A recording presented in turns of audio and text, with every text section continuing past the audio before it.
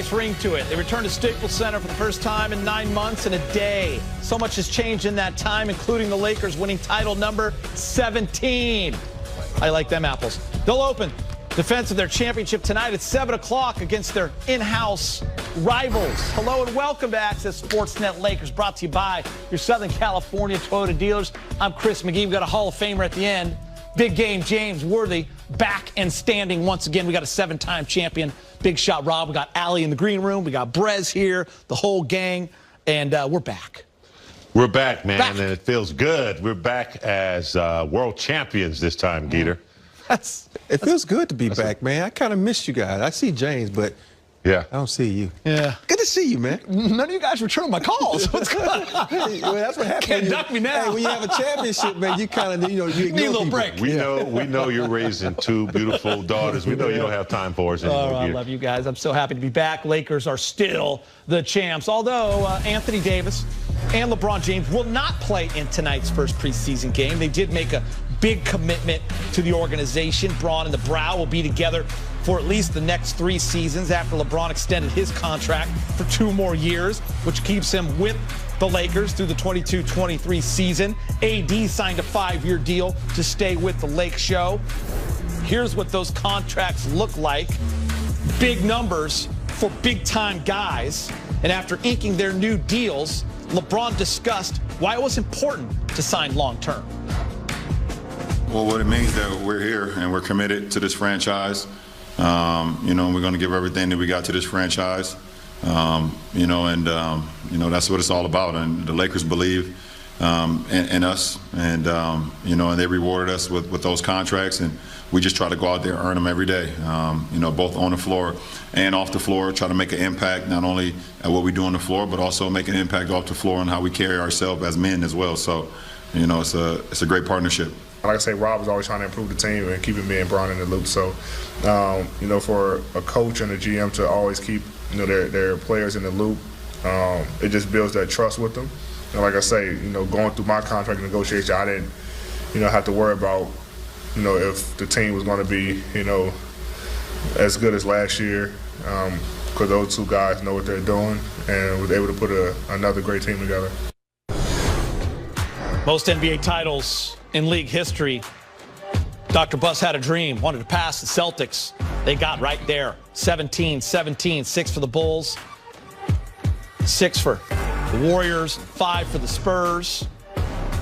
And these are nice problems to have, but the Lakers will need to make some room for championship banner number 17 as you take a look inside Staples Center at all those beautiful banners. What an offseason for Rob Pelinka and the front office. You just heard AD talking about it right there. Were you surprised that both guys locked in on longer deals? We didn't really see that coming much, especially with LeBron. It is hard to see it coming in today's game, the way players like to strategize and wait out. But I think what they experienced this year, even though it was in the bubble and things weren't as usual, I think they locked into something. AD and LeBron, they probably saw that you put the right people around us, we can do this, for an extended period of time. Maybe went back-to-back, maybe went 3 in a row. I'm sure that's the conversations they're having. And I think, this is a great brand. I think AD figured that out this year in a short season. So I was a little bit surprised, but not, too overwhelmed by the decision.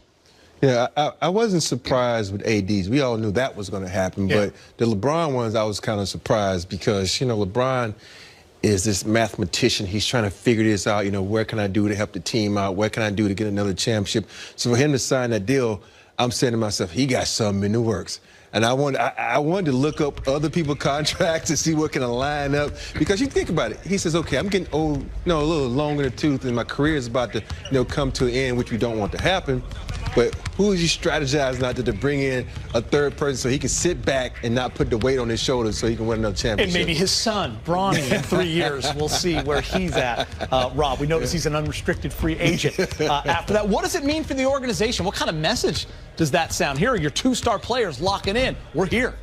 Yeah, after so many years of not getting to the finals and, being disappointed with with multiple injuries that got in the way of us making that progress, and then having Kobe's legacy and the way LeBron and AD and all the players younger than that followed that. I think it means the world for them to lock in to an organization that's done it in the 80s. They've done it during Rob's era, and now they're starting to do it again. So I think it's a great brand to be with, a great city to be in, and a lot of things can be done here in this. Yeah, I mean, as a player, what does that send to the league?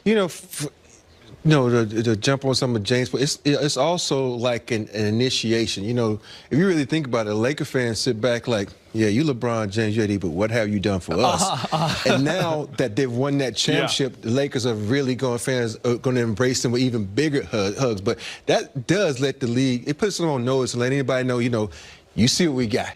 You see what we did, and the circumstances we did in the bubble. We were able to come together, not like a lot of teams, and win championships. So we put all the rifts aside. We came together. If you want someone to be a big brother and help you get that chip, help you establish your quote unquote, everybody uses legacy in this NBA, in this league, come join us and play for the greatest franchise in basketball. Well said. Big game. This video of you. It went viral a few years back. We love using it, and now you've become kind of a rallying cry on social media for Laker fans. They post a picture of you smoking a cigar after Laker wins, whenever there's a big game. And LeBron knows. Now listen, LeBron knows you're bummed he isn't playing tonight, but yeah, he had a message for you. Preseason, I'm not quite worried about. I am rounding 36. James Worthy is going to be really mad if he comes into the studio and has to talk about basketball without you. Listen, big game, James. I love you. Hopefully see you in the studio. We're going to have a stogie together. We still need to have a championship stogie together for sure. Toast to this tequila. I see a show that involves you, Rob, LeBron, cigars, and tequila right here in the studio. How does that sound for you guys? I just see it. I see it. I got a nice elephant foot cigar for you, brother. You know what I'm talking about. And that's a special one, boy. Rob likes tequila. Oh, I thought you were talking about Rob Pelinka, but you're talking about me. Yeah, we're talking about you. James, and LeBron. Tequila. Now we're talking. See, my ears perk up then. Yeah, that would be fun, though. But I don't think we can afford LeBron James, though. It'd be an honor to smoke a stogie with the king. Yeah, that would be rad. Yes, sir. All right, league-wide news. The NBA and Players Association, in a joint statement, announced yesterday 8 players tested positive for COVID-19 out of the 541 players tested since December 2nd. That's way down from the 48 that tested positive in the previous round. But also not quite the numbers from the bubble this summer, which reached 0. With that, let's get you live. Lakers reporter Mike Trudell. He is back at Staples. Last time the Lakers were there was March 10th. Mike and I were sitting together. Welcome back, my friend. How is it walking into Staples? It's so different, guys, and so eerie, and it's nice to see you here on camera. It's going to be nice to share that experience that way with the fans, but of course it's so much different, and I know the players feel that way, the coaches feel that way, even we in the media feel that way. It's never going to be the same without fans, and we really look forward to the point when that can return, when some normalcy can return, but glad that everybody can stay safe and at least watch the game on Spectrum in the meantime. So, Geeter, with Frank Vogel, the first thing we wanted to find out today was who's in, who's out. We knew that LeBron and AD were not going to play, but a couple of other veterans will join them as viewers in this one. That does, though, give us an exciting chance to see some of the new players the Lakers have signed. So here's Frank Vogel starting right there with the lineup. So LeBron and Anthony and Marc Gasol and Markieff Morris and KCP will not play. The starting lineup, I think that's everyone that's not playing. The starting lineup will be Dennis Schroeder, Wes Matthews, Talen Horton-Tucker, Kyle Kuzma, and Montrezl Harrell.